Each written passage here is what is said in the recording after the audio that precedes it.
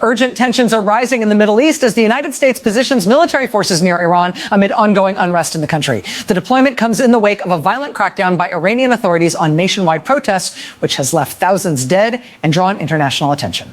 Reports indicate that an American aircraft carrier group, led by the USS Abraham Lincoln, has been deployed to waters under U.S. Central Command, including the Indian Ocean, signaling heightened military readiness in response to developments inside Iran. The move comes amid concerns that continued violence against civilians could escalate regional instability and provoke a broader international response. Iran has been engulfed in unrest following mass protests sparked by grievances against the government. The protests, some of the largest in recent years, have been met with severe repression. External observers estimate that thousands of protesters have been killed, though official Iranian figures report lower numbers. Regardless of the exact toll, the scale of the crackdown has drawn widespread condemnation and intensified scrutiny on Tehran's leadership. Political figures in the United States are divided on the question of whether military action should be used to influence the situation. Some lawmakers argue that a direct military response could support the goals of those seeking change in Iran, while others stress that any intervention must be a last resort. This debate highlights the complex considerations surrounding potential U.S. involvement, including legal, strategic, and humanitarian factors. Among U.S. lawmakers, opinions vary sharply. Certain members of Congress have voiced trust in the president's judgment, emphasizing that decisive military action could be necessary to counter threats emanating from Iran. Some point to prior strikes on Iranian targets as evidence of the United States' capability to act effectively and decisively. One lawmaker described Iran as the center of terrorism in the region, citing the country's support for groups opposed to both Israel and the United States. According to this perspective, targeted action against Iran's leadership could disrupt funding and coordination for regional militias, reducing threats to U.S. interests abroad. Supporters of military intervention also argue that strong measures may serve as a deterrent against further violence against civilians in Iran. On the other side, some lawmakers urge caution.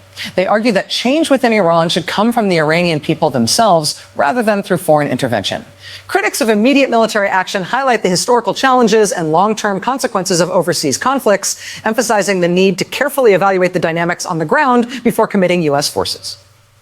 They also note that costly foreign wars have often proven ineffective in achieving lasting political change. The current tensions are set against the backdrop of prior U.S. military activity in Iran. In June 2025, American forces conducted strikes against key nuclear facilities in Iran, including sites at Fordo, Natanz, and Isfahan.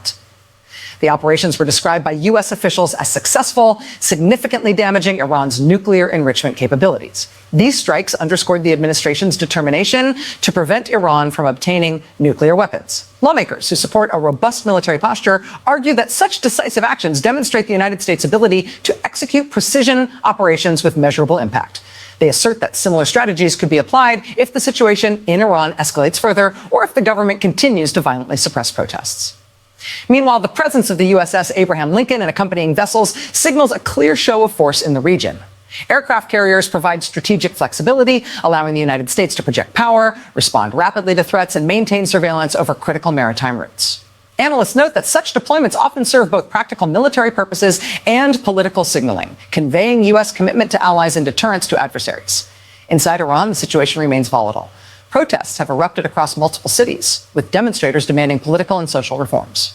Eyewitness reports and independent investigations suggest that security forces have used lethal force to disperse crowds, with accounts of widespread arrests, beatings, and mass casualties. The government has described the protests as being driven by external influences and has attributed some incidents to attempts to destabilize the country.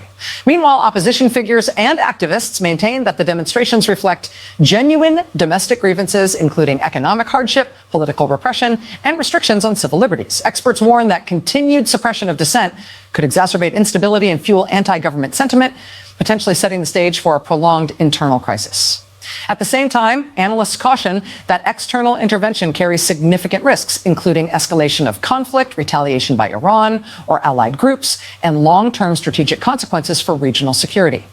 The debate over possible U.S. action extends beyond the battlefield. Domestically, lawmakers must consider the legal framework governing military operations, including congressional oversight and international law.